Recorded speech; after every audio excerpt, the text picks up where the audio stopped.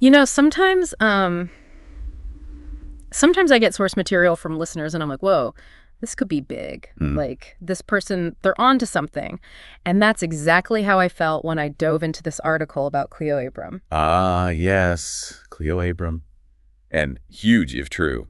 Right. You got it. You sent this in her whole YouTube channel, the whole deal. And Well, she's an interesting one, coming from traditional media and all that. right. It's not like every day some Vox journalist blows up on YouTube, you know, talking about like particle physics. It's kind of amazing. It is.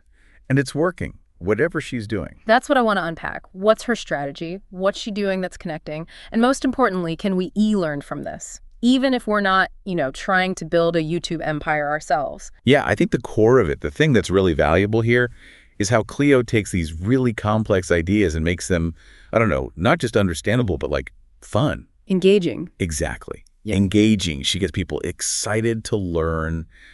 And that's a skill no matter what you're doing. Okay, so let's break it down. This article mentioned Cleo uses a 3-point checklist for her videos. Oh, yeah, right. Her sort of litmus test. Yeah, and it's tempting to just be like, okay, sure, whatever. It sounds simple on the surface, visual storytelling, genuine explanation, and an optimistic outlet. Classic explanatory journalism stuff, though, right? From Yeah. Vox days and all. Exactly. But she's not just saying, make it pretty and happy. Like, there's real depth to how she approaches these points. Oh, absolutely. Take that first one, the visuals. Cleo looks for stories that need visuals, not just things that'll look cool on camera, but things that you almost can't understand without them. Like, remember that animation she did about the CERN particle accelerator? Incredible. You could practically see the science happening. Right. It wasn't just there for show. It was like the visual was part of the explanation. It's like if you instinctively find yourself reaching for a napkin to explain something, that's probably a good sign it belongs in Cleo's world, visually. Exactly. Okay, then there's genuine explanation, which I feel like a lot of people get wrong. Totally, because it's not about dumbing down. No. It's about finding that sweet spot where someone who's completely new can be like, oh, I get it. But an expert doesn't feel like you've insulted their intelligence. So it's more about clarity and good storytelling than it is about avoiding big words. Exactly.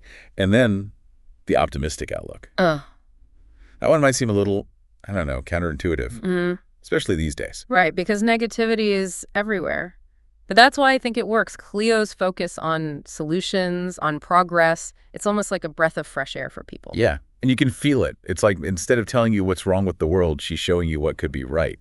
I think that really resonates. Okay, so we've got the ideas down, right? Solid foundation. But then there's the execution. And Cleo's mastery of multiple formats, especially YouTube Shorts, like, come on, 33 million views on a video about how deep the ocean is. That's wild. It's brilliant, though. Tell me how this is anything other than just chopping up her longer videos. Because she's not. It's intentional. It all feels like huge, if true, whether it's 15 seconds or 20 minutes. She gets it. But how? Like, in practice, what's she doing with these shorts? Well, one thing she does is use them to validate ideas, like a test run. Remember that short about the sensors inside World Cup soccer balls? Oh, yeah. People were going crazy about that. Exactly. So much buzz that she turned it into a whole episode about sensor tech in sports. So smart. Test it out. See if it sticks, then go deep. Love it.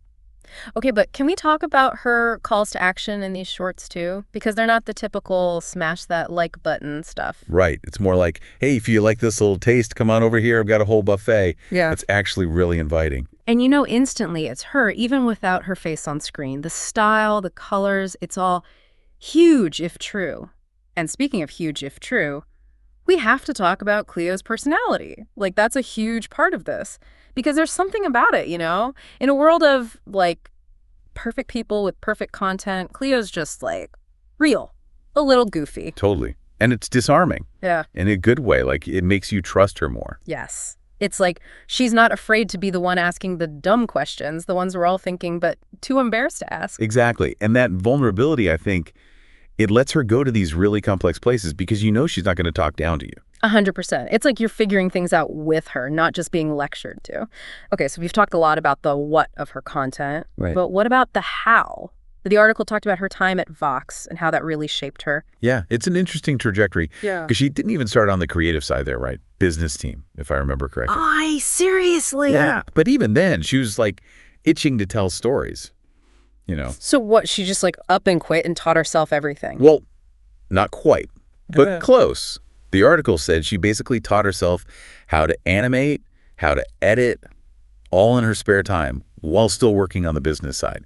Like, she was determined. Wow. Okay, but how do you even like break into the video team at a place like Fox? It's got to be competitive. Apparently, she kind of just camped out by their desks until they gave her a shot. No way. Seriously. Seriously. I guess she just wouldn't quit. And it worked. They let her start pitching ideas. See, that's what I love. A little hustle goes a long way. That's amazing. Wait, which episode of Explained was it that she pitched? The Diamonds one. Remember that one? Yes! So good. She pitched that while still technically on the business team. It's kind of amazing. Talk about taking initiative. Right. See, this makes you wonder, is there an advantage to starting in a more traditional place, like even if you want to go independent eventually? Interesting question. It's a trade-off, for sure. You get the resources, maybe some mentorship, but then there's also the rules, right? And Cleo's definitely someone who, you could tell, likes to do things her own way. Totally. But she has talked about how much she valued the collaborative side of Fox. The brainstorming, the editors, that kind of feedback. Yeah, that makes sense, especially early on, having other eyes on your work, bouncing ideas around. Exactly. But ultimately, she wanted that freedom, that ownership. Hence, huge if true. And she's been able to explore some really personal stuff on her own channel. I don't know if she could have done that at Fox. Like, remember when she talked about her fertility journey? Oh, yeah. Powerful stuff. Right. And it felt so natural, you know, like it belonged there on her own platform. It really highlights how much the whole idea of journalism is changing, you know? Yeah. Like, where's the line between personal and professional? And she's super upfront about it all, especially the whole selling out thing that people always jump to. Oh, for sure. She addresses it head on. Which I respect so much because you can tell she really thinks about it. You know, it's not just slapping an ad on something and calling it a day. No, it's definitely intentional. Okay, but I'm curious, like, when she's describing herself or even talking to potential sponsors, does she lead with video journalist or YouTuber? That's a good question. Because there's still, like, a weird tension there. You know, some people hear YouTuber and they're like, yeah. Not a real journalist. Yeah. But Cleo seems to embrace both, although I think she does use journalist more often, if I had to guess. Which is interesting because it's almost like claiming that title, you know?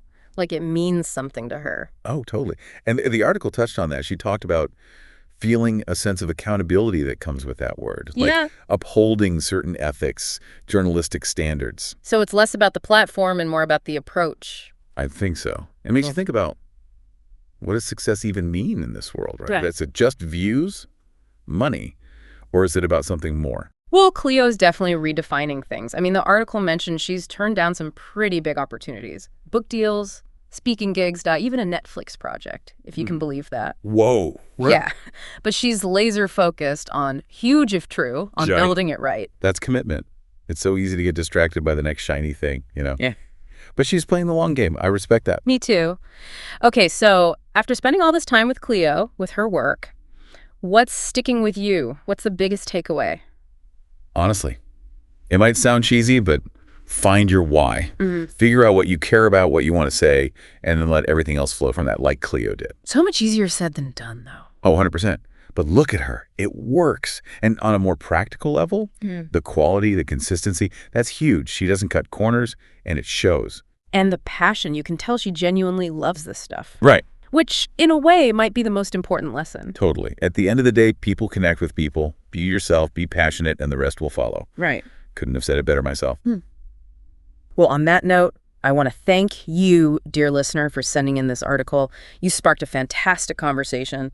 Until next time, keep exploring, keep creating, and remember, the world needs your voice.